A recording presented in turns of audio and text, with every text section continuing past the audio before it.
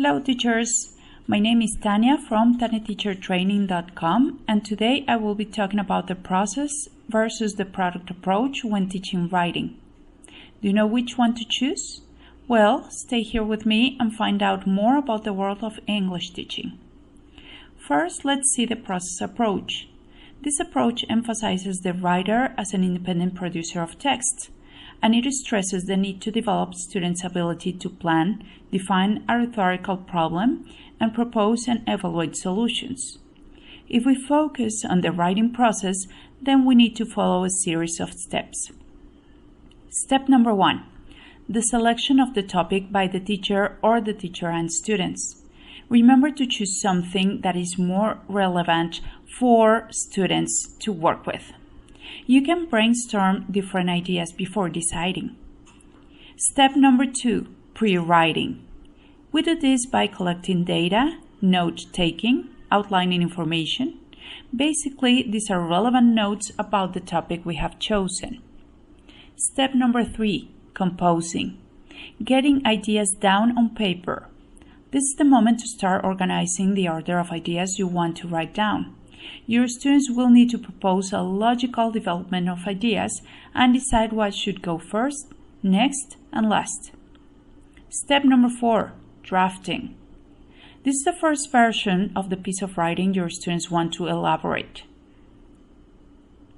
Next, step number 5. Step number 5 is editing. Here, the idea is to correct the content of the text. Here, students reorganize ideas, make improvements to their style. They can even adjust to readers or redefine their own ideas. For this step, peer correction is highly recommended, so students can find the mistakes the original writer missed. Just make sure to elaborate a first draft checklist, so learners know what to look for in the draft when they spot the problems there. Step number 6. Proofreading. Once students get their writing revised, they will be able to make all the corresponding changes in form, layout, or organization of ideas. Step number 7. Redrafting.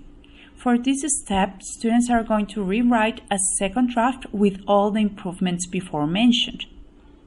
And step number 8. Publishing. If the second draft looks satisfactory in the eyes of the learners and the teacher as well, then the learners can finally publish their writing. For this, a good idea is to have the writings be part of the school paper or display their work on the bulletin board so they feel proud of their own work. Now, let's talk about the product approach. For this approach, I will talk about the genre approach. Why? Because for the genre approach, writing is a social activity concerned with the final product.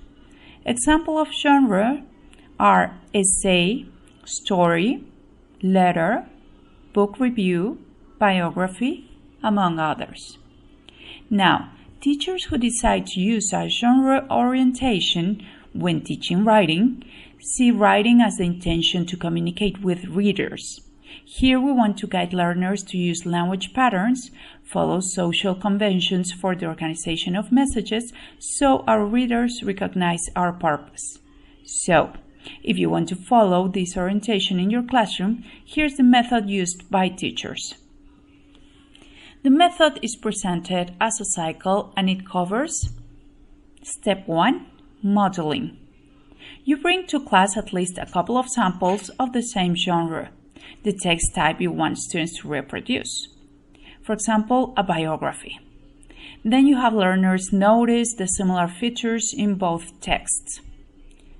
Things to be observed in a text. Layout.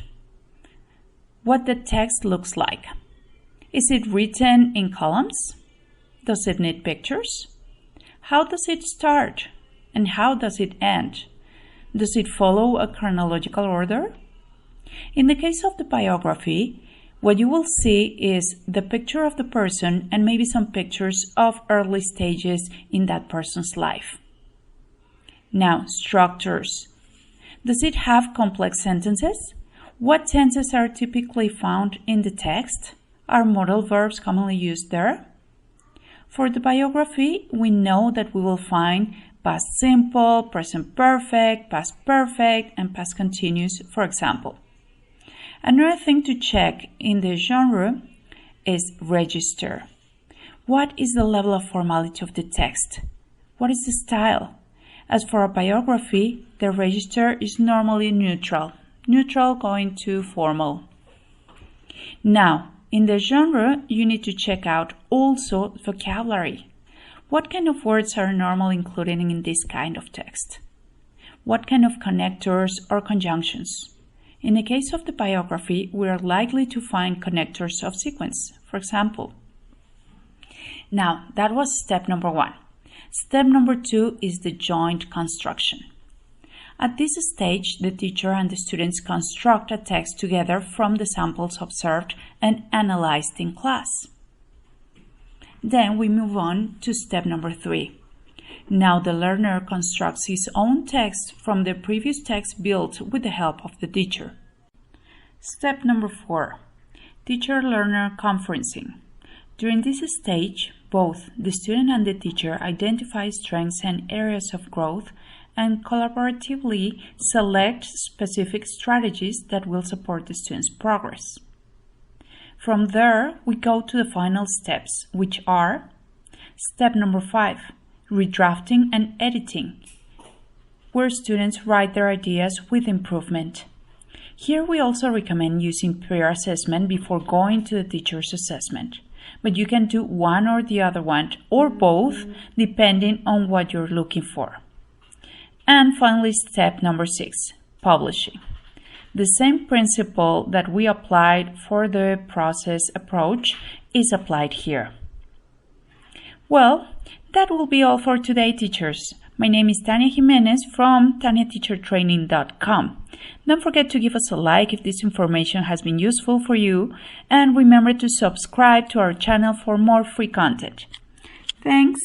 Bye.